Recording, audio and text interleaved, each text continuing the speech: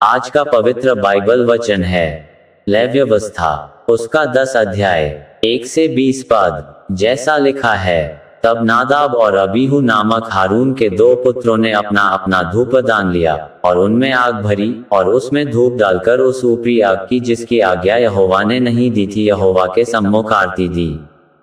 तब यहोवा के सम्मुख से आग निकलकर उन दोनों को भस्म कर दिया और वे यहोवा के सामने मर गए। तब मूसा ने हारून से कहा, ये वही बात है जिसे यहोवा ने कहा था कि जो मेरे समीप आए अवश्य है कि वह मुझे पवित्र जाने और सारी जनता के सामने मेरी महिमा करे। और हारून चुप रहा। तब मूसा ने मीशाएल और एलसाफान को, जो हारून के चाचा उज्जीएल के पुत्र थे, बुलाकर कहा, निकट आओ और अपने भतीजों को पवित्र स्थान के आगे से उठाकर छावनी के बाहर ले जाओ। मूसा की इस आज्ञा के अनुसार वे निकट जाकर उनको अंगरखों सहित उठाकर छावनी के बाहर ले गए। तब मूसा ने हारून से और उसके पुत्र एलियाजर और ईतामार से कहा, तुम लोग अपने सिरों के बाल मत बिखराओ और न अपने वस्त्रों को फाड़ो, ऐसा न हो कि तुम भी मर जाओ। और सारी मंडली पर उसका क्रोध भड़क उठे, परंतु वह इस्राएल के कुल घराने के लोग जो तुम्हारे भाई बंधु हैं यहोवा की लगाई हुई आग पर विलाप करें। और तुम लोग मिलाप वाले तंबू के द्वार के बाहर न जाना, ऐसा न हो कि तुम मर जाओ, क्योंकि यहोवा के अभिषेक का तेल तुम पर लगा हुआ है।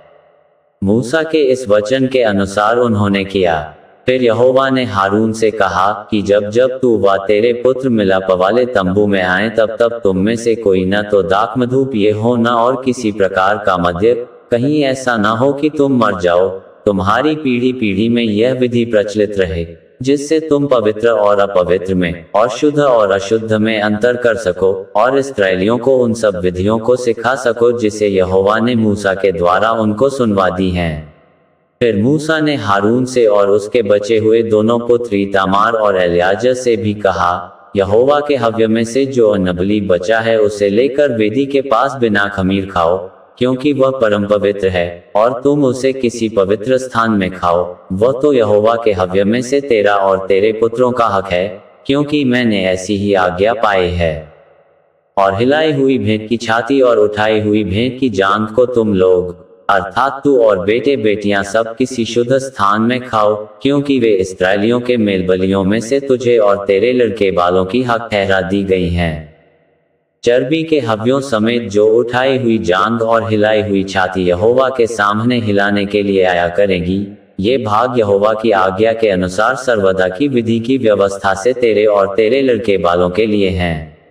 फिर मूसा ने पाप बलि के बकरे की जो ढूंढ ढांढ की, तो क्या पाया कि वह जलाया गया है। सो एलियाजर और ईतामार जो हारून के पुत्र बचे थे, उनसे वह क्रोध में आकर कहने लगा कि पाप बलि जो परम पवित्र है और जिसे यहोवा ने तुम्हें इसलिए दिया है कि तुम मंडली के अधर्म का भार अपने पर उठाकर उनके लिए यहोवा के सामने प्रायश्चित करो, तुमने उसका मांस पवित्र स्थान में क्यों नहीं खाया?